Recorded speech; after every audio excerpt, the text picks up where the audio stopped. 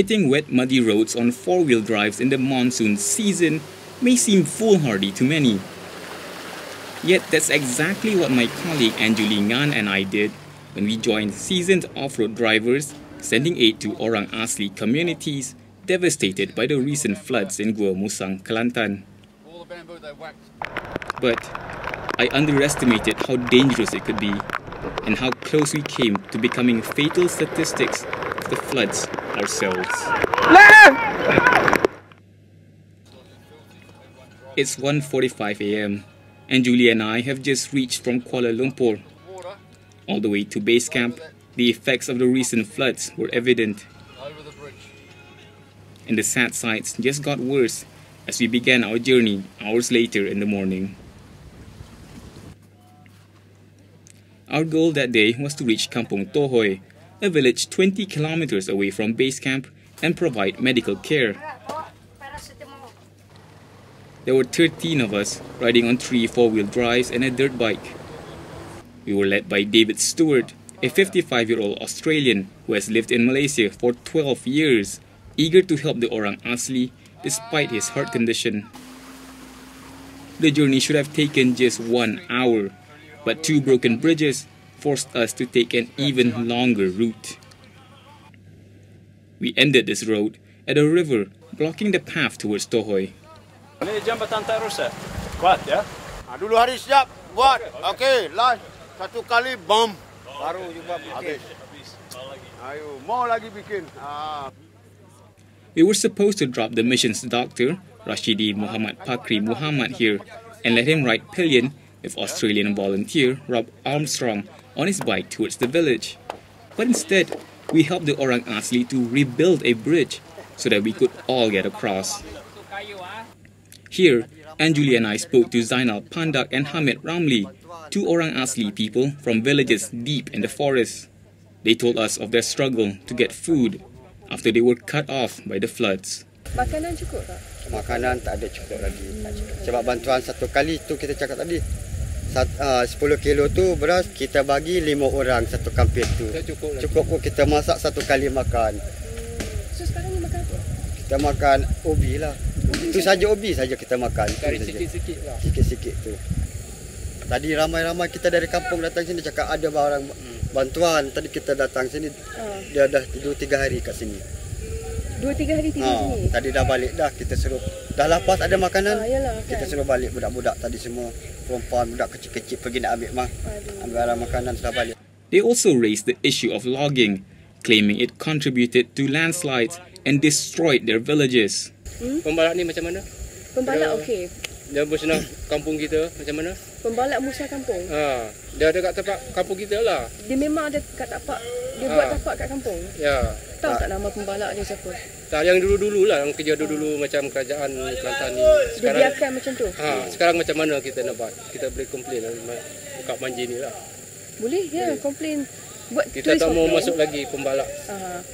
Tanah itu besar kan? Semua sini kampung kita. Kita pun tengok dulu lama-lama dulu mesti untuk. Tu hari dia meletup. Bom, nak bom. Apa yang meletup? Tu tanah runtuh tu. Tanah runtuh. Macam meletup bom. Rasa macam gegar kita tu, perempuan-perempuan pun nangis. Kita duduklah diam-diam dulu apa nak buat.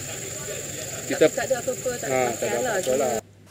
The sides of huge hills, deforested and terraced to make way for plantations, lent support to their claims.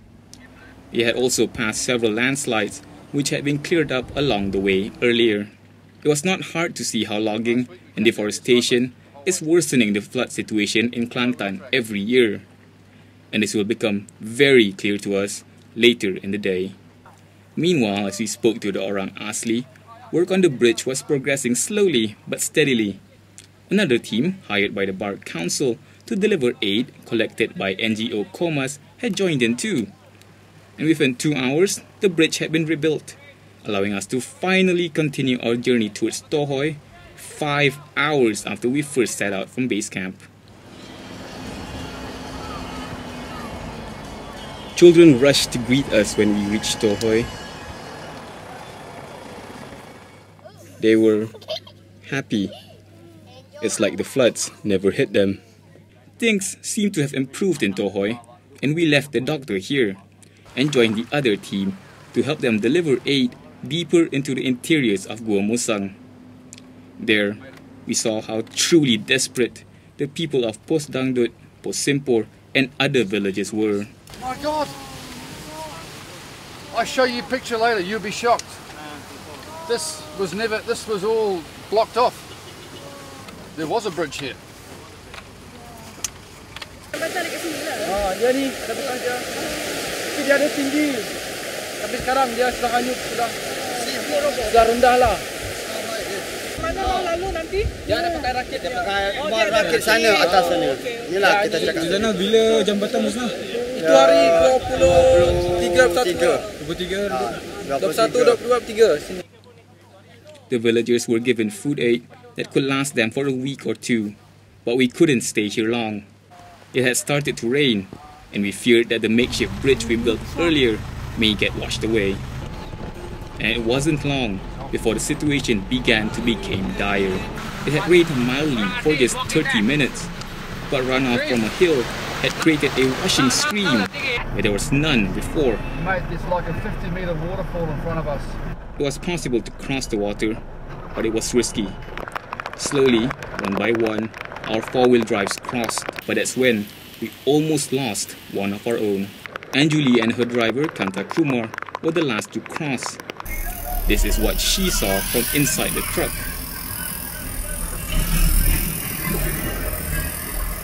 What I saw, however, was much more terrifying, as the four-wheel drive she was on swerved the wrong way.